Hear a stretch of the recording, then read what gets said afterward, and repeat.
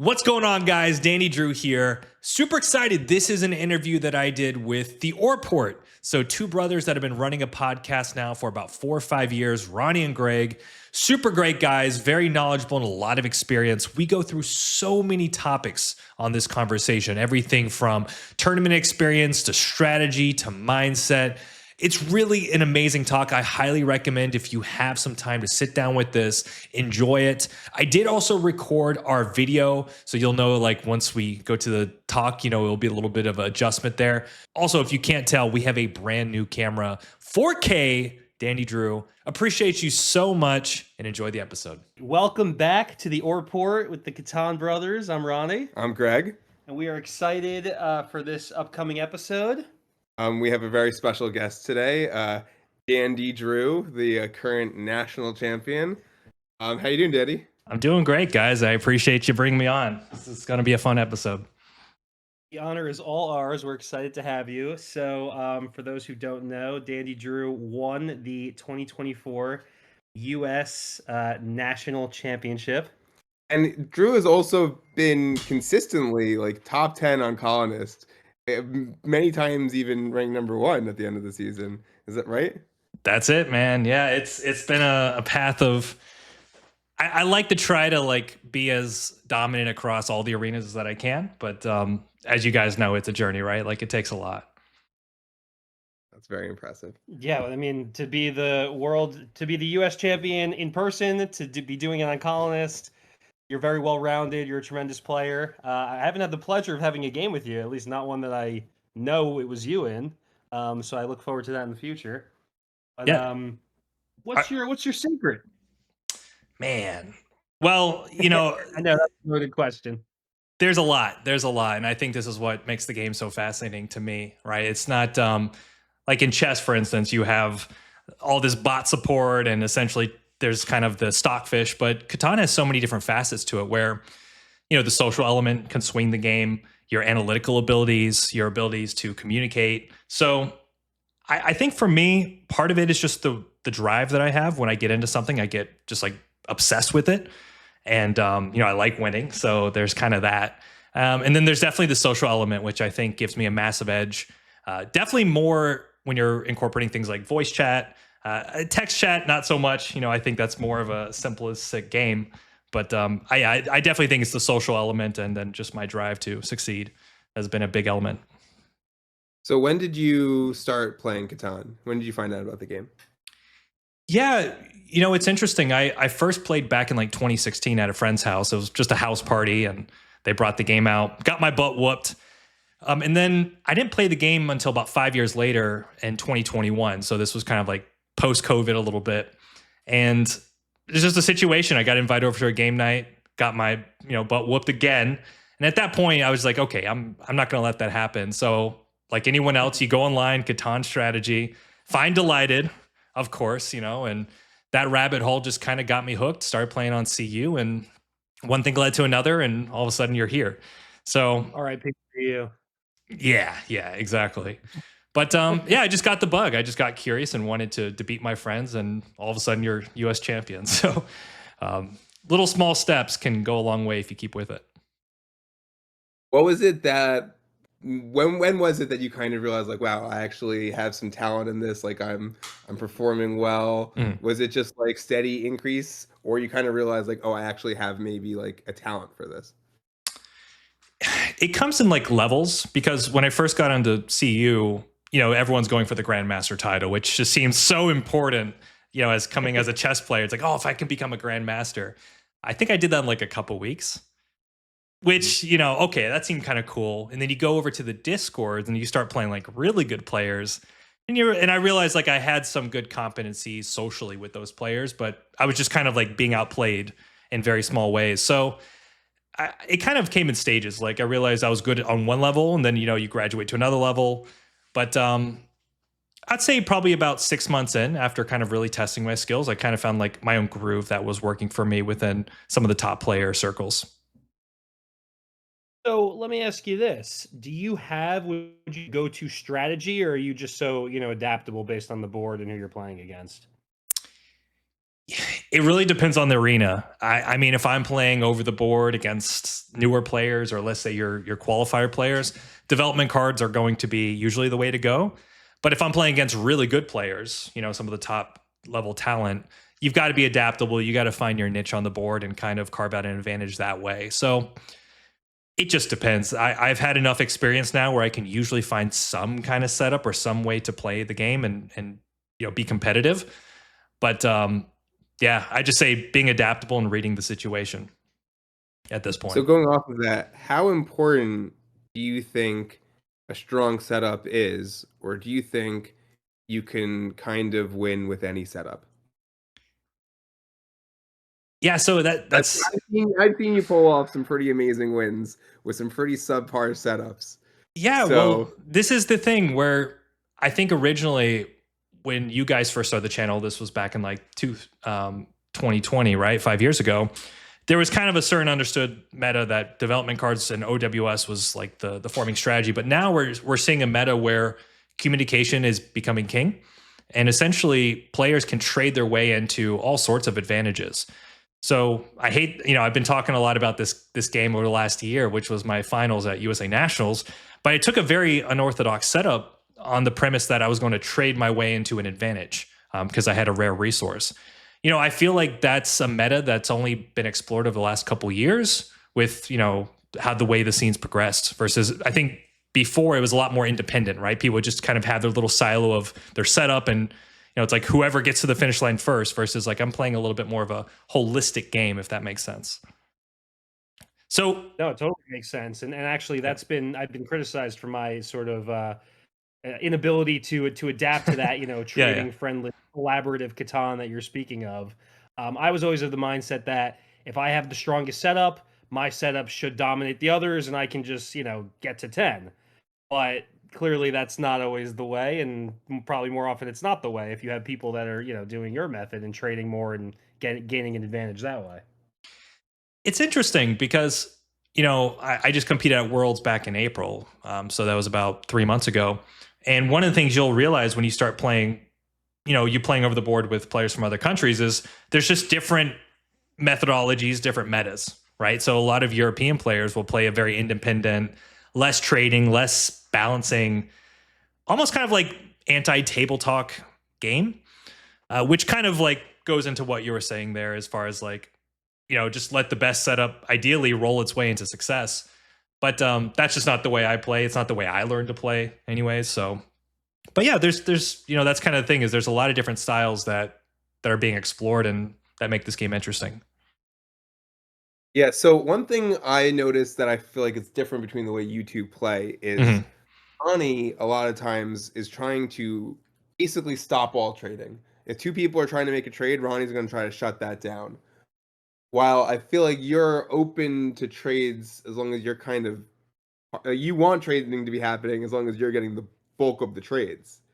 Does that accurately portray, or is it you're not interfering? I don't see you interfering with other people's trades. You're not trying to get in there and stop things from happening. Is that an accurate assessment? Generally, like you have two main motivations, right? Which is to advance your game and to slow down your opponents. There are times where I think talking down somebody's trades are beneficial, but I try not to overdo it because obviously doing that too much or too aggressively can negatively affect the board, right? Like you don't want to have that chilling effect where people don't want to work with you or they feel like you're being overly aggressive. So I find just working with the board in my style works better for me than trying to play overly defensive, which Greg, at this point, you've probably heard me say a million times, like, don't be defensive. Don't be defensive. Like, Yeah, honestly, it's such good advice because so many yeah. times that rings in my ear now when I'm playing, Mhm. and I am almost picking a defensive setup, and I hear your words. Don't be defensive. And I'm like, oh, maybe I should just pick the best setup for myself. Can you elaborate on what you mean exactly by that? Don't be offensive. Defensive. Yeah. So there's a lot of times where I'll see players, on placements or on trades or table talk where their main goal is stopping another player versus advancing their own game, right? Because if you think about when you're talking during the table, there's only so much capital you have, right? Like there's only so many things you can say until it becomes too much. So like I look at as my social game as like a currency, right? Like I don't want to talk so much about stopping other players. I want to think about how do I use my table talk and my social ability to advance my game more. So I find a lot of players are overly defensive in terms of trying to shut down players too much. I find they place in a way that tries to stop other players from getting a too good of a setup versus playing for their own game. So it's little things, right? And what happens is if you have that defensive mindset in your game, you might not notice it in one move, but if you're doing it consistently throughout a game, it's like that 1% that just adds up and all of a sudden you're behind and you don't know why, but it's because like, you've just been stepping in the wrong direction multiple times. So I've always had the mentality like I like to put my foot down on the gas and just go for it. Question for you. So, in this sort of, kind of trading, friendly, more collaborative Catan, and sorry if I'm coining it that, it's not necessarily what you'd like to phrase it as, but do you Mhm. find yourself playing very close games mostly? Do you find a lot of 10-9-9-8 games, or what do you see typically? Yeah, I'd say that's relatively true. I find when you're heavily balancing the board, the idea is to keep everyone in the game while you're building some advantage with the board. So yeah, it's kind of like if one player is dying in the corner, I feel like I have a certain responsibility to at least acknowledge that and see what I can do to help them. And a lot of times, like because I'm making the effort to help the player, I can get a little bit of commission, a little bit of support from them too. So yeah, I like that. I like when everyone's in the game, right? Like it makes the mood better. It makes the game more exciting. And also as a content creator too, like, I have an eye for like making the games exciting for the audience. So it's kind of like it works on multiple levels in terms of the strategy. But is in doing that, is that kind of purely altruistic of you, or are you actually like Mhm. getting material benefit out of it? Is it benefiting you more in your position in the game? It's a win-win situation, right? Like if I help somebody, I mean, this is just a good aspect in life. Like any negotiation you have, whether it's with your friends or your girlfriend or spouse, or whatever, it has to be a win-win. And the way I look at it is, when I'm working with each player, I'm trying to find win-win situations where I'm just getting like 1% from each person, right? Like I help them here, I get a deal here, but that 1% stacks. And I think that's the big part of my game is I'm just accumulating so many 1% with the deals and the plays that I make that after a certain point, I'm just so far ahead because I've compounded that advantage, if that makes sense. And I think this is how most of the best players play. It's like it's almost imperceivable in the moment why they're winning, but after like 30 moves, they're clearly ahead and it's hard to stop them because they've built so much momentum. Now, when you were at Worlds, and I know you had just said that European players played a little bit differently. Mhm. What was their sort of success rate compared to players who more use your style? Because I guess, It's right, yeah. this is a good kind of sample, right? Because you have the best of each country here, and different sort of mindsets and strategies coming from different parts of the world, and actually now putting them all together and seeing how they stack up against one another. Yeah, there's different stylistic differences in terms of how much they're willing to collaborate and balance the board. Um, I didn't really feel like necessarily there wasn't like factions, right? Like the Europeans were over here and the North Americans were over here. It was just like subtle. You could tell when you would speak to somebody, like maybe they were less willing to make a certain big trade, or maybe the balancing wasn't as much of a priority for them. I mean, to be fair, there wasn't too many North Americans within the semifinals. I mean, Canada did win it, so there is that. But I think ultimately, like good Catan's still good Catan, right? Like I don't think it makes a massive difference. And plus, the way they do the rules for extortion, which you guys know with USA Nationals, it's the same thing with Worlds, right? There was no extortions on cards. And I think that also creates like a certain balance in terms of the social dynamic too. So yeah, I don't think it's a make or break philosophy. I just think it's more kind of whatever flavor suits them kind of thing.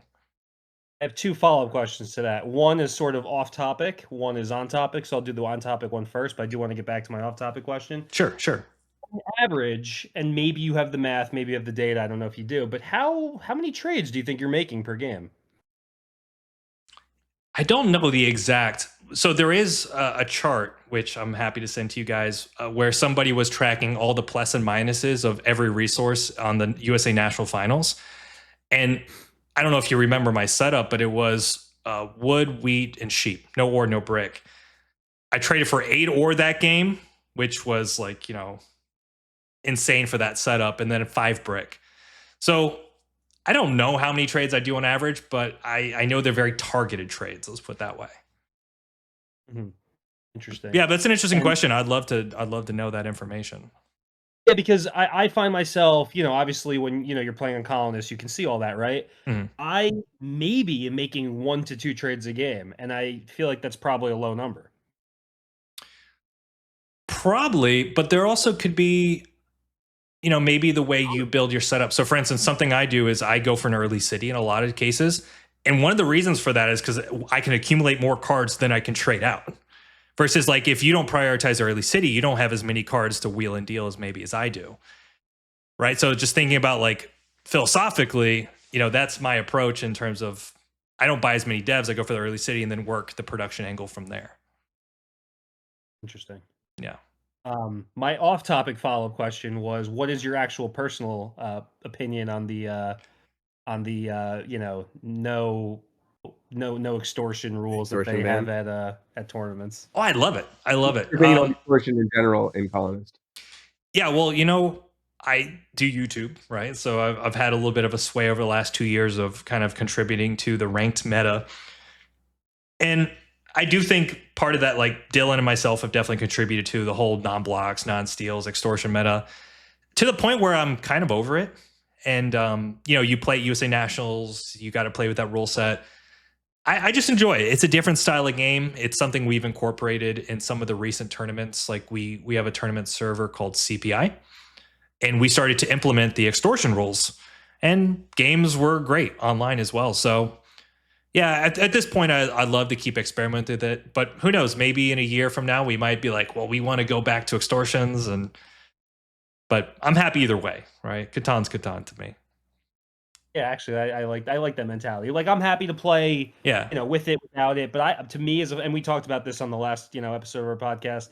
To me, just as a fundamental sort of principle, I think it's going a step too far. And me and Greg talked about the value of giving someone the exact card they need for free is just really strong. correct. Yeah. And you're preventing that, and just not by banning extortion, but just having a backbone and saying no, I'm not doing it. I think Mhm. that's a more effective way, but of course that relies on the people to sort of band together and do it rather than a rule change. Yeah, you know what? I think what's been interesting with it is essentially, I think the way people do it is they see other people do it, right? They'll watch one of my videos or Dylan's videos, and then they'll be like, well, if Dylan does it, then I should do it. And then they start experimenting, doing extortions. But the problem is with a lot of inexperienced players is they don't know when it's a bad move, right? They do it out of habit versus doing it strategically. And that's where it causes so many issues where somebody will extort for the card, not block the leader, but then the leader just completely steamrolls them, right? Because the balancing's not happening as it should. Um, that's frustrating. So I think if I have a given note, anyone that wants to use extortion, like review your games and really consider, like, was that the right move? Even if you got the card, was that the move that was going to help you just keep the game going? So Well, do you guys? that's a good point that we didn't dive into. We sort of talked about it more on the sort of the person that's giving the card, how you shouldn't be doing it, but it goes both ways. You're right, on the person who's doing the extortion. If you're not blocking the main person when Yeah. you should be, Yeah. that could be a huge shortcoming there. Oh, for sure. Yeah. And it's like in the person's mind of that inexperienced player extorting, they think they got to win, right? Because they got their card, but then they lose the game on 6 points. It's like, was it really a win? So yeah, that's also like having that long-term mindset and be able to see the game long-term. It's a challenge for a lot of players, right? Because they can only think within 1 or 2 moves. So Right. that's I think that's an experiential thing that people have to learn, but also being open-minded to it. That's actually you keep saying things that keep springing questions in my mind. Let's go. On previous podcasts, we've talked about always having a path to victory, right? Okay. The path to victory can be, more of a sort of foggy kind of that's like the idea, that's the theory. But how many moves would you say you're actually thinking in advance when you're, playing on any given, part of the game? Yeah, it's kind of got like my chess brain going a little bit here. You can't really think. I think in terms of plans. I don't think in terms of moves, right? So I have Okay. general plans that I want to accomplish within my setup, and Greg probably knows a little bit about this now. But the idea is like I usually know where my next 3 to 4 points are going to come from, but how I get there and how I do it is going to be up to my skill and my ability to improvise with the board. And But what your win conditions, if you're going for like development cards versus road, like what your points are going to be that way and what your flex points are going to be. yeah, exactly. Um, experience and getting the right people to help you learn the game. It's going to teach you what's the straight line to victory, but then like how you cross that line is going to be up to your skill and your ability.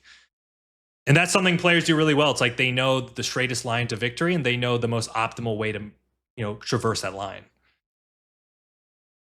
How do you think it is that great players that are consistently winning and showing real success, how do you think it is that they're able to continue to do it sort of when people when their success is known and they're people are playing them knowing that this is how they win, these are the strategies they implement, but they're still demonstrating that success?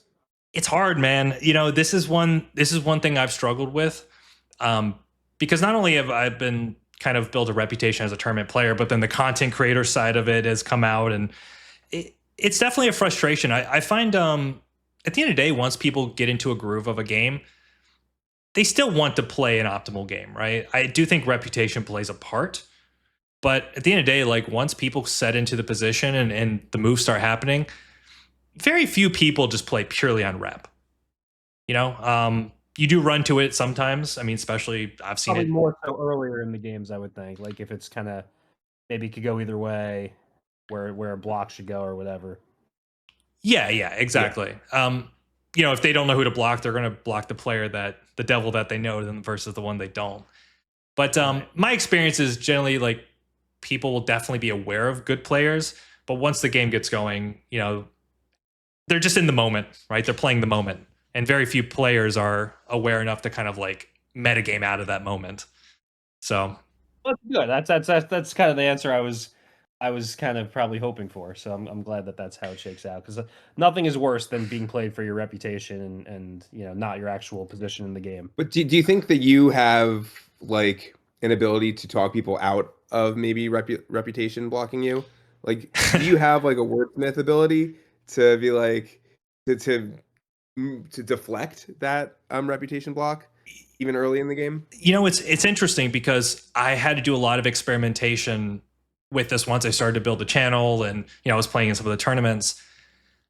I sometimes will take different setups to just kind of give myself a little bit more of a pacing opportunity with the board. So it's not like I have the clearest, strongest setup. So I'm definitely getting blocked. But yeah, there's definitely things you can do. I find when I collaborate with the board more, I become an asset to the other players in terms of helping them expand their game. I get a lot more mileage out of that. And I think that's really why the collaborative game's been so effective for me. It's like I have to combat the reputation piece of it, but also progress my game at the same time. So yeah, I guess I can't complain. Like if I've had a certain amount of success winning nationals and getting to the top of some of these leaderboards, it's like how much does rep actually matter? Right. In your case, clearly it doesn't.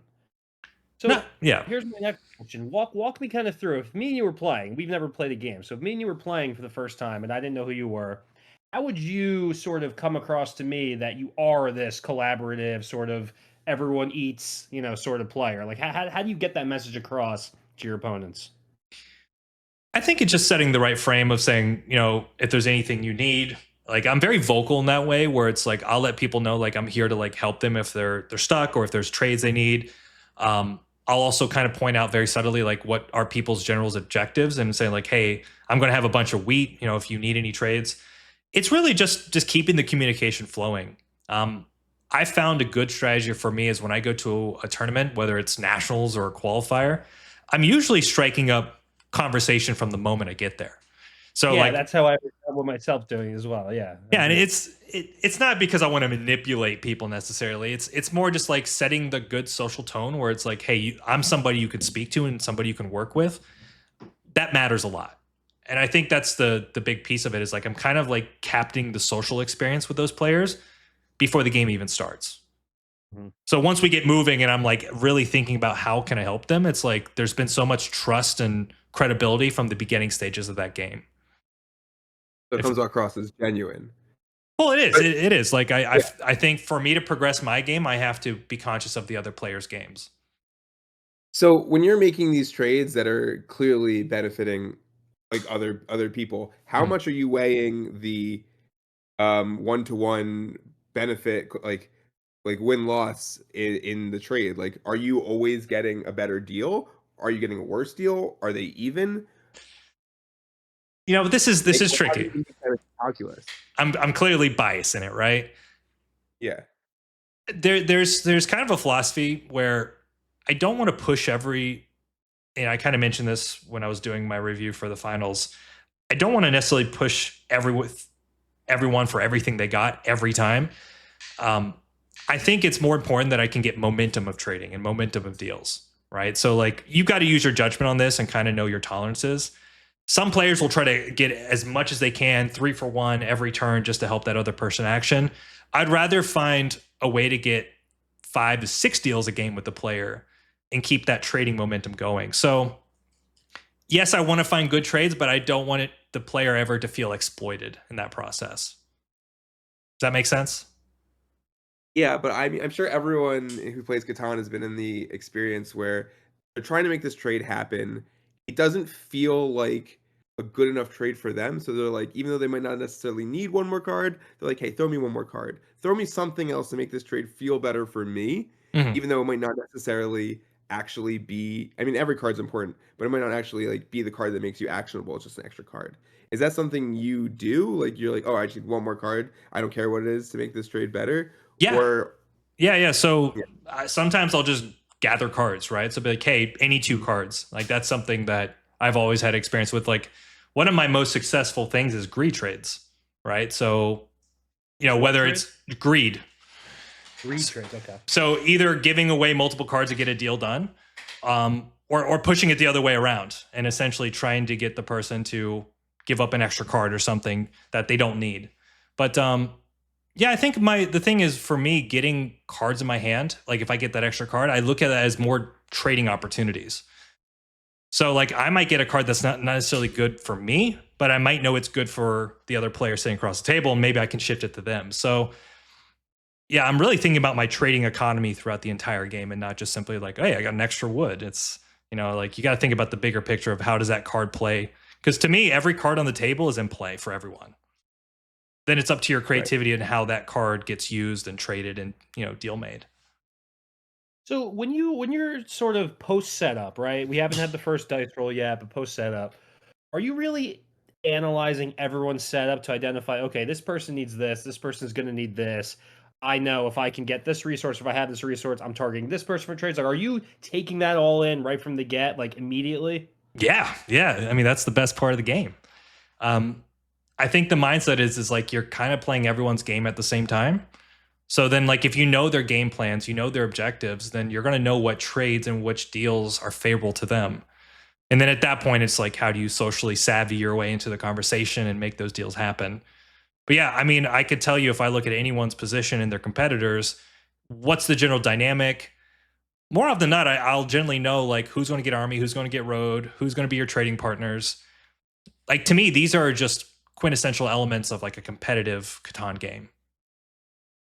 One thing that I've found a lot of success with is, and it's not to the level that you're really saying, but being able to sort of track cards has helped me trade because, and Mhm. more so in like more so preliminary rounds when you're playing with sort of lesser players. But what I found success in is if I know exactly what someone has and what they need, I just offer a quick trade. Here's what you're getting. Here's what you're giving. We have no discussion about it. I know this trade's going to work for you. Let's get it done instantly, and I've had success with that. Um, but you know, I don't trade super often. Like I pick my spots very, very scarcely like that. I'm not necessarily weighing like, oh, what trade might help them 3 turns from now should I be doing here, to sort of advance my game so that I can now make a trade with someone else, which is you're sort of taking it to the next step. And like you're having like, I trade this and get this card, I can then turn to this person, get more out of them, and it's like it's this whole like tree of trading that you kind of have ready to go for and advance your game. And I think it's fascinating actually. Yeah, yeah. I mean, look, trading is one of the main letters on the Catan box, right? It's trade, build, settle. So like to me, like if you're not trading, you're kind of actually missing on one of the main fundamentals of the game. But yeah, to your Good point. to your point about tracking, it's interesting because I've coached hundreds of people at this point from around the world, and one of the main things they always bring to me is like, yeah, if only I just could track better, I would become a top player. I don't know. Like tracking is important. Don't get me wrong. I don't even know if it's even the top 10 of things to be worried about when it comes to learning Catan strategy. It's definitely helpful. Don't get me wrong, but I just don't think it's the end all be all. And a lot of players I've seen do, which I get. It's very alluring, right? To just have this like omnipresent ability of knowing everyone's card. I don't know. What do you guys think about that? I think I agree. I think it's much more important to figure out how you're going to get to 10 than what everyone else has in their hands. Yeah, Especially since like I don't need to really know what everyone's exact card is.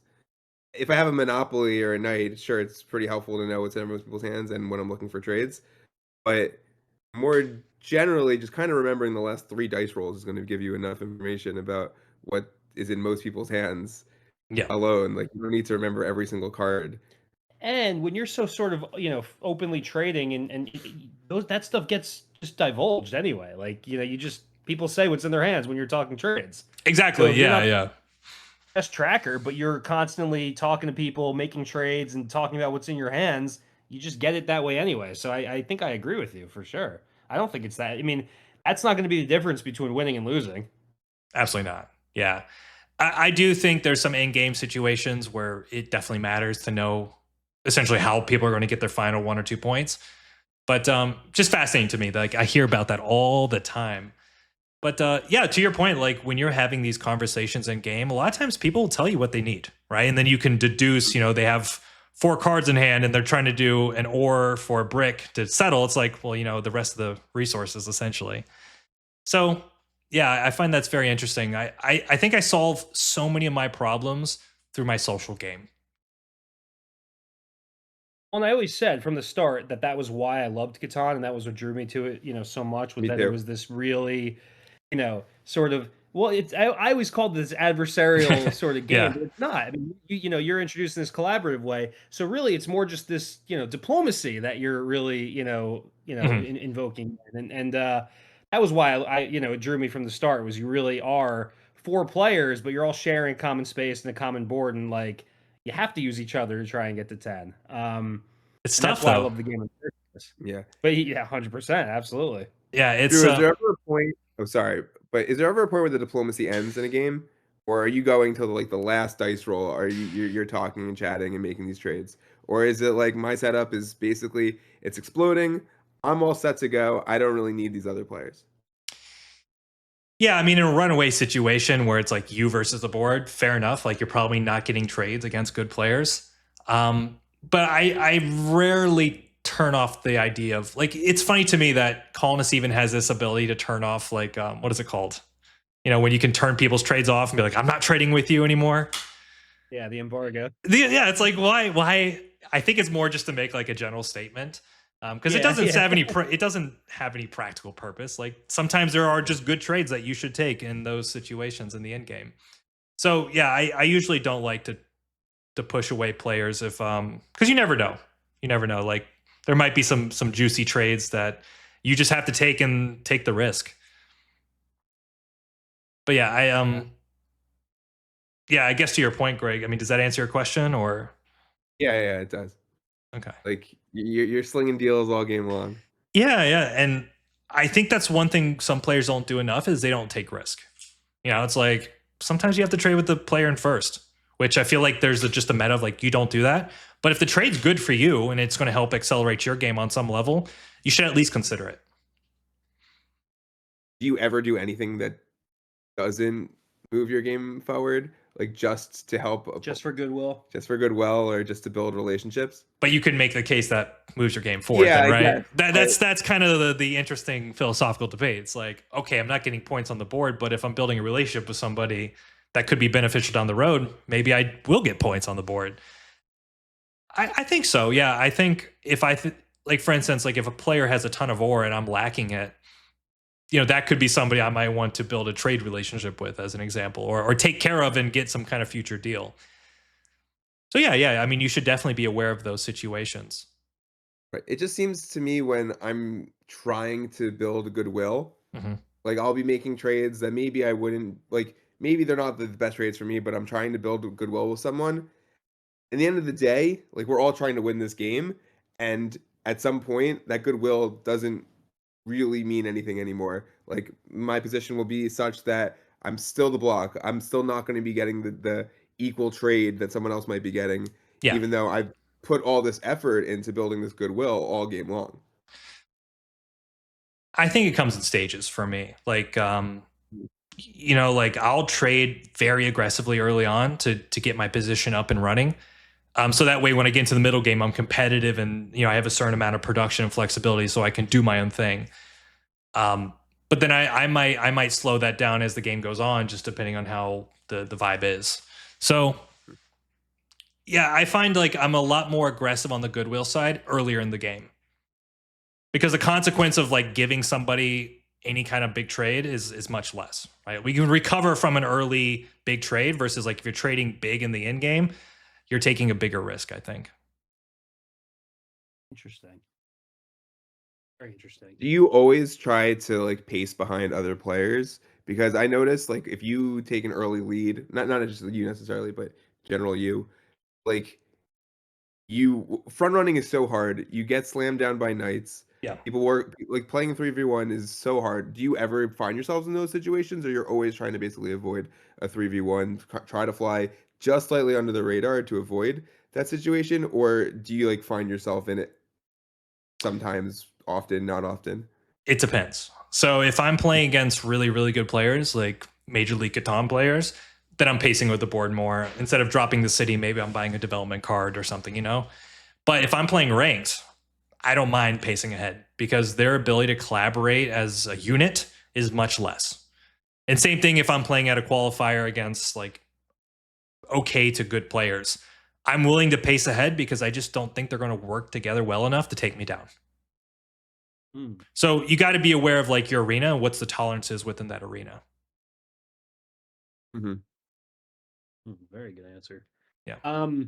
This is kind of shifting gears a little bit, but you have any fun tournament stories or any games or strategies that you're particularly fond of that you want to share with us, or anything that's a good story for us that we'd love to hear? Stories. Oh man. I Yeah, I know guess it's kind of putting you on the spot, but is there anything that stands out that you just can't stop talking about? so. Are we referring to? Well, I'll tell you this. I'll tell you. So the first tournament I ever went to, I actually went up to New York and I met Dylan in New York City, and then we took a 4-hour bus ride to meet with Vamos Ben, and then we played a tournament up in upstate New York, and that was my first ever in person tournament. This was like end of 2021, something like that.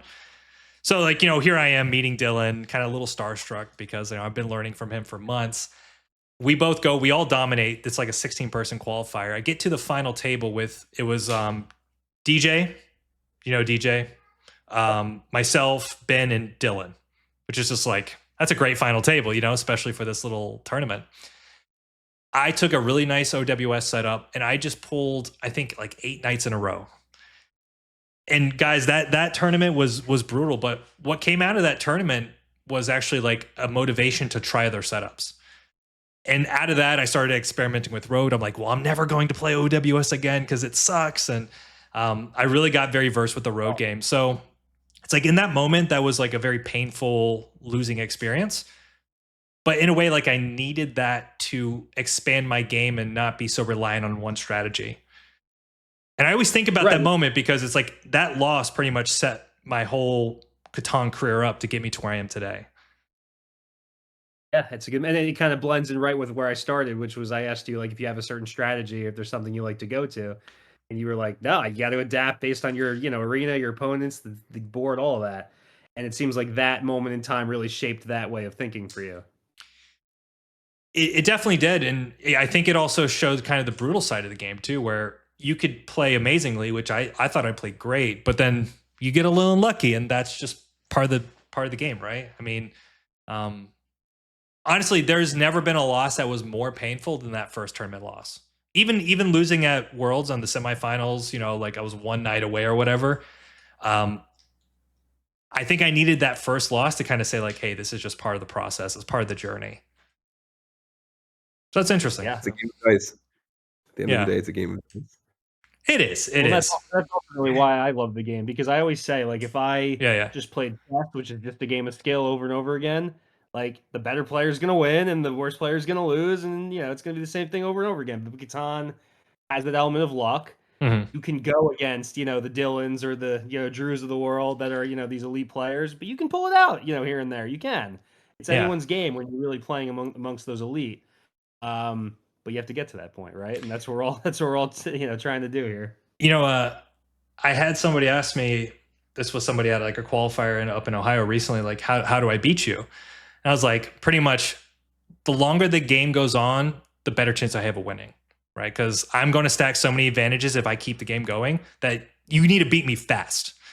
So, like, of course, dice or whatever can definitely contribute that. But I think there's something to that, right? Like the good players they play the long game so freaking well that they're just going to beat you 8 out of 10 times. And that's fascinating Right. to me. I'm a chess player and a poker player, and I just find Catan is just a beautiful balance of both of those games. And that was, I think, the first thing that originally drew me and Greg to Yeah. the game was like we always said it's the perfect blend of skill and luck. Yeah, I'm curious. Is there anything about the game that you guys like? What's the love and what's the hate? You know, is it just that like the luck can be too much sometimes, or I actually really want to figure out, like, do some like analysis on all the data to try to pinpoint like the level of skill versus luck on average, because I feel like there's a bigger skill component. Yeah, I think it's just the ability to like work with three other people on a table, which is what I really love and hate about it. interesting? Okay, Because that's a good answer. most of the games, I guess poker is like kind of always comes down to these head to head matches anyway. Mhm. And chess is obviously like most games you're playing against one other person. It's so rare to have a game where there's like four conflicting, opposing, but also have to be like collaborative people all trying for the same goal. I haven't seen it in many other competitive spaces. So that's obviously like so fun when you get those games where everyone's in it and everyone's kind of on a similar level and the board is just flowing and everyone's working. But it's also really frustrating when you get these people who don't really know how to work the board. And you're kind of at their will, but also you're trying to like maneuver around them. Hmm. Hmm. And sometimes it works, sometimes it doesn't. And it's just like, it just kind of ends up being who you're up against. So it's like a love hate relationship with the game where you just don't know who you're playing against. And that's so fun and also very frustrating. Yeah, I think that's it's interesting because I did like a meetup here in Tampa last weekend, and they had no clue who I was. It was like a Catan meetup for the Tampa Bay. And it was actually super refreshing just to play people that aren't like overly competitive or didn't know me. It's just a different social experience. I haven't had that in a long time, you know. But yeah, it really does at this point from where I'm at and the experience I've had. The social game is really it's kind of everything to me, you know. I mean, I enjoy ranked, but at the same time, it just doesn't have the same magic to me as like going to an in-person game or qualifier. So I was gonna ask, do you have a crew down by you that you like, get friendlies with, or not so much? not specifically within Tampa. So there are a couple players like Kelly C. He's relatively close to me. Gigs, she's over. Also, we're all within an hour, so we'll probably meet up like every 6 to 8 weeks, something like that, and kind of have like a weekend at Gigs's house and play Catan. But yeah, like it's weird. Like we don't have a lot of players in Florida, and at least the tournament scene it's pretty premature at this point. But we're working on it. We're trying to build it. You guys are lucky up there. I mean, are you both up in New York or? I'm in Boston. But Yeah, Boston is having the flourish of Catan activity. it's insane. Yeah, I mean, and you're also like a hop and a skip from like the city and Chicago, and Yeah. we probably have like 3 to 4 tournaments a year down here, versus like New York has a ton of them from what I've seen. Yeah, I think there's one this weekend, if I'm not mistaken. Oh yeah, I think there's two. Between New York and Massachusetts, we could probably get 8 to 10 tournaments a year. Probably more. Oh, for sure, easily. Well, Andrew Scott's already hosting 4 a year. Yeah. Yeah, Pedro hosts 4. he's a Yeah. beast. He's a beast. Andrew Scott, yeah, it's my guy. Love that guy. So I mean, I've known him for a while. We've played online, but I got to really get to know him during nationals.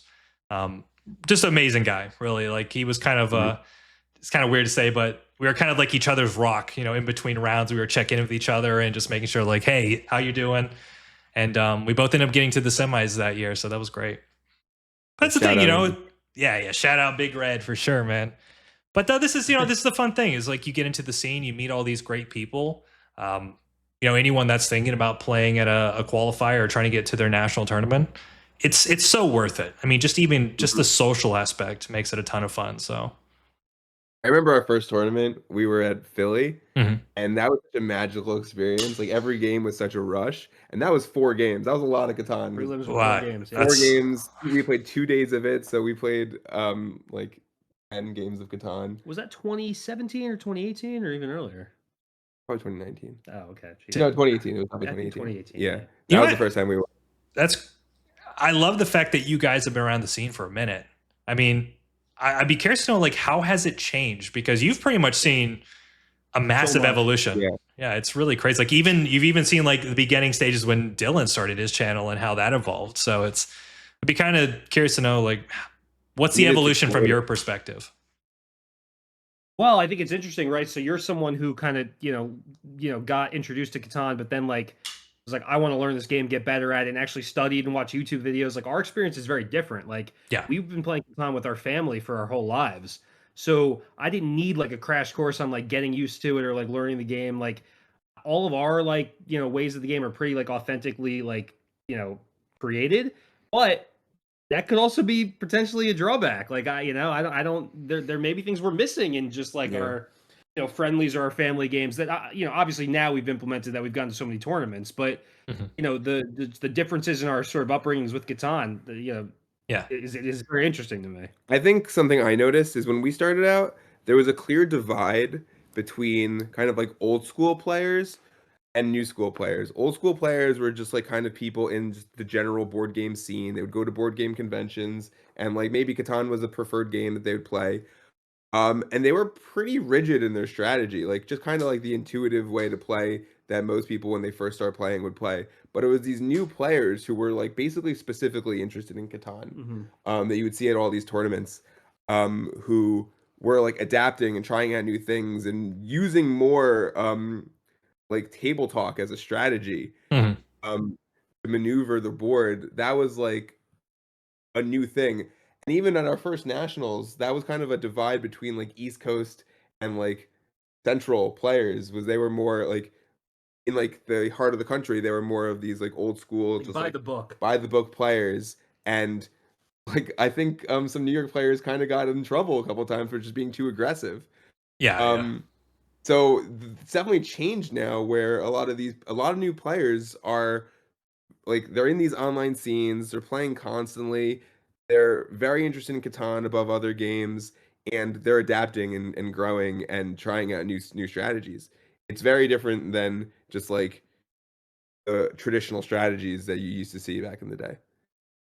Yeah, I find that so fascinating. I mean, in a way, like looking at, I mean, granted, the game's been around for like 30 years, right? But really, the explosion of strategy over the last 4 to 5 years, I felt like I came in at a perfect time where it was like there was enough foundation for somebody to get their feet wet and to learn quickly. But there was still a ton of headroom to expand those strategies. Like, for instance, like, I coined the term like side by side. And now I hear it all the time in different videos and different VCs.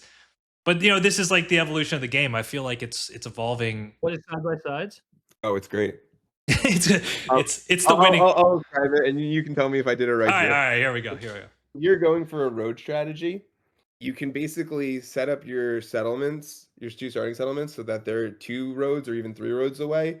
So basically, you could, when you need to, connect soon enough, but you also have, like, a whole corner of the board basically to yourself. Hmm. So it gives you a lot of, like, road movement because you have, like, your 2 roads are connected. You're gonna be able to build up, but you'll generally be not sharing hexes with other people, and you kinda just have a lot of space to maneuver because you have your own corner of the board. How'd I do? That's it. Yeah. It's primarily a road strategy. And the idea is you control space. But then because you're not sharing as many hexes, your hexes aren't getting blocked as much. So it creates a lot of cool positions for like third and fourth to take a side by side. But this was something I experimented actually out of that qualifying loss, the one where I pulled a bunch of knights, came the side by side because like, well, I'm going to figure out the road game now.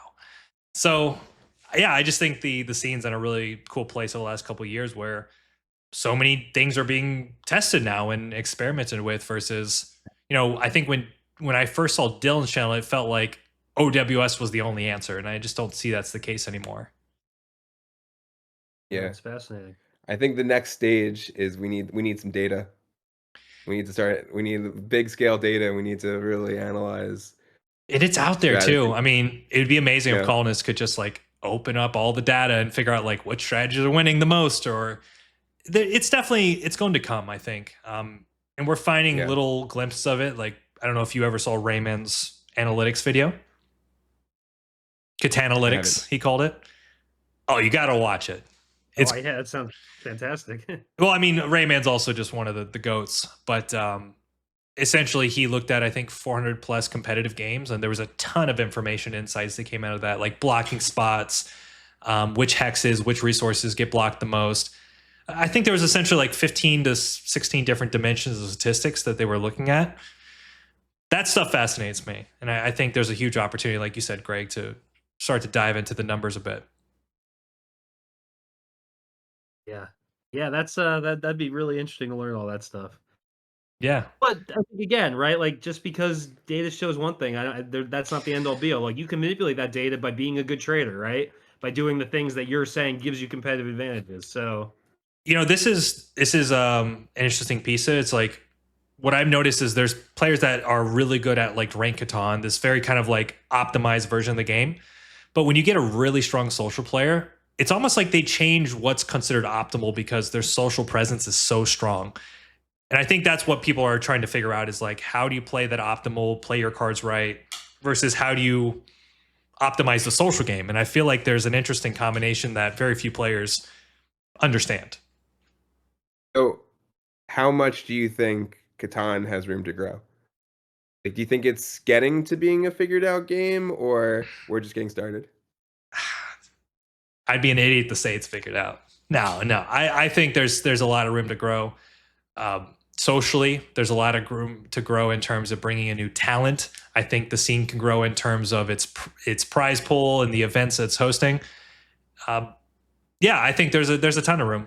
And I'm always a student of the game first and foremost, and so it'd be kind of ludicrous for me to say like, oh, we've figured it out and we've nah. I think we can take it much further. let me ask you this, Drew. Being a student of the game and obviously being a prominent person in the Catan scene, Mhm. what do you think of the tournament format that they currently have? So in which arena specifically? I'm talking about Qualifiers. qualifiers and then going to the U.S. Nationals. I don't like that. You play these three prelims. They judge you on wins, points, strength of victory. I mean, do you find that to be an effective sort of platform? It's kind of weird, right? Because obviously I won the thing last year, so I'm like slightly obligated to say, yeah, this is great. Let's keep doing it. Yeah, I think there's ways to. You wouldn't win a revamped, better version of it too, right? I mean, Yeah. No, I think for most part it's pretty good. And what we've seen is the generally the best players are getting to the top consistently. And that's the biggest thing for me is like at the end of the tournament, let's say USA Nationals, are some of the best players winning? And the answer is yes. So to me, that's telling me we're doing something right. I think USA Nationals maybe can be improved in some ways where, maybe instead of, because the one thing I've noticed that's really frustrating is that last game, you're going to get a certain percentage of people that have checked out. Yeah. Right, inevitably. Right. And that's, that sucks. Like I noticed that in my game 4 at USA Nationals last year. There was one guy, like the whole table is like, we can't qualify. So like just the general attitude at the table was like, we're not going to try as hard, right? Like there's nothing in it for us. I think there's some ways to. My last table. And but for someone else, right? That could be literally your end all be all game, and you need that game, and it's like That's what I needed. Yeah, I was in like a do or die situation on my final game. I muscled out 9 points, which just got me in by a single point. But I think there's maybe some formats they can explore to eliminate some of that emotional attitude that players have if they're out of the tournament. But for most part, I think it's a good system. Like as long as we have these top players, Bo, Griffin, myself winning these events, like I think it's doing something right. so. And I know you listened to our last episode of the pod, so you know my biggest complaint about this all. But and you sort of said this when when you first kind of got into Catan, you love winning, right? Like you really like to win. Mm-hmm. And I share that with you 100%. And one of my biggest frustrations with the tournament setting the way it is now is people playing for points. Okay. Because that's just the way that the tournament is set up, right? So even if you're not going to win the game, you might do a move that screws someone else because you're increasing your point total by 1 point. Mm-hmm. So what do you think of that as sort of just a general rule of thumb and ultimately I guess the spirit of people not necessarily playing for a win? I guess my first thought is like, what's the alternative? Well, and I always say this is kind of the way I look at life, right? If you're going to complain about something, you better have an alternative that's fixing what you're complaining about. And I haven't yet come to what that is. So it's hard for me to say, yeah, this is the shittiest, thing. Like it needs to be better, but I haven't come to that alternative yet. But just fundamentally to me, there's something wrong with playing Catan and not trying to win. Like when you play friendlies, when you play, I see what you're saying. What I was raised on, it's like you're playing to win. Anything else, it's not Catan. But in the tournament, it's different. It changes people's behavior. I was playing after nationals. I was hanging around, and I was playing just from friendlies with some people, and someone did a move that I didn't understand. I was like, "Why'd you do that?" He was like, "Well, if I was doing this in a qualifier, I would do something different. But this is just a friendly, so I'm going to do this." So it's just this. It changes the way people think. I'm not as concerned about it, right? Because on a personal level, it's like you can play that way. You can have that attitude, like I'm going to do what I consider to be just good enough. But then the player that wants it more and that has the drive, the motivation to crush and dominate and win, in my opinion, they're going to get to the top. So it's kind of like in that moment, you're playing a suboptimal long-term strategy, and it's going to bite you in the butt down the road. You know what I mean? Well, yes, except for what if it is literally the difference between someone winning or losing a game? Because someone else was playing for, especially with Road and Army. If someone else was playing just to not win, and because of that, you now lost a game. Look, in my mind, you can't have one game dictate your feeling about, you know what I mean? Like, yes, we can find examples in both cases, right? I think it's more just like the general attitude of how people approach the game that's more important to me than specifically saying like, is this okay? One thing you'll notice, like we have a ton of data in the championship league of like the best players, their record and stats over hundreds of games. The best players are generally accumulating the most points anyways. So, I mean, there's an argument to be made there that like playing for points is also kind of in the spirit of like what the best players are doing anyways. But okay, in my mind, it's like these big tournaments are producing, I think, the top talent at the end of the day, and it's working. Yeah. So I think we should start to close it off. But Joe, Okay. I don't think you answered the question of what was your favorite and least favorite things in Catan. Oh yeah, it's interesting, right? Because if I was just a player, then that would be one thing. But I also am involved in so many different facets, right? Like I'm running a coaching program, I'm doing content, I coach also on the side. I'm doing special events with Catan, which maybe we can talk about that another time. And then I'm also competing, right? So I'm heavily involved in the scene, and I think I'm at a certain place where I'm trying to find do I go all in one place, or do I kind of have my eggs spread across all these different baskets? And that's been like a frustration for me, right? That's the not the hate part necessarily, but how do I spend my energy so I'm not so divided and fractured? So that's been like a personal hate of mine, like the challenge, and that creates some frustration.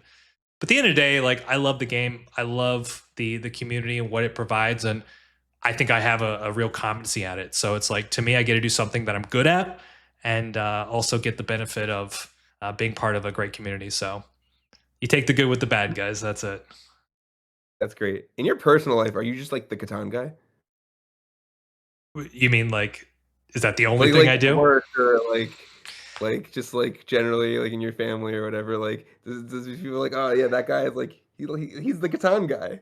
Kind of, Right? yeah. Yeah. You know, it's because I am so involved. Like, you kind of have to have strategies to check out. So, Yeah. like, if I'm with my girlfriend or I'm with family, I rarely talk about it because they've heard of plenty of it. They have my channel. They can watch all the videos they want. So it's a balance from that standpoint. And like I don't want my friends or significant other to get sick of it either because they support me at this point. So it's like got to respect that. My wife is sick of it. Mine too. And understandable. Yeah, it's for people like us, like we're involved in this game in a way that 99.9% of people aren't. But we Yeah. love it, and like ideally, if people support you, they're going to let you do the things that you love and you're passionate about.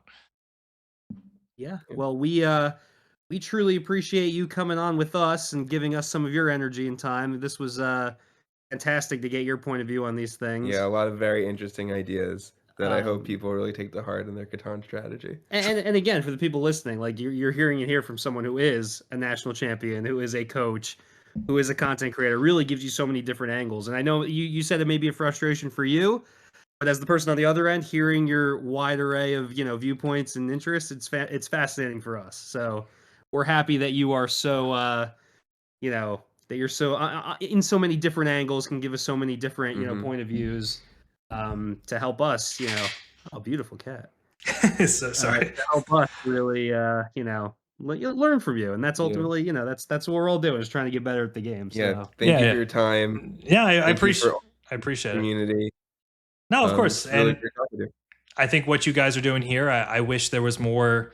That was the one thing when you did the Dylan episode. You're like, what does the scene need? It's like, even back then, we needed more people, promoting the game, bringing a good attitude and perspective. And I've seen all the stuff you guys have done. I'm very, grateful to bring me on. And yeah, I hope you guys keep doing more. The community needs this kind of stuff. So yeah, we wish you were local, because we're about to actually get into a game right now after we get off with you. We have some friends over. We're gonna play a game. So we'll let you know how it goes. Wish you could join us, but in due time, me and you will get a game together, I'm sure. definitely, we'll put the table talk mastery to the challenge, right? Yeah, we'll see. We'll see. I'm a little rusty. We'll see. No worries. Okay. But yeah, really appreciate it, guys. And yeah, all the best.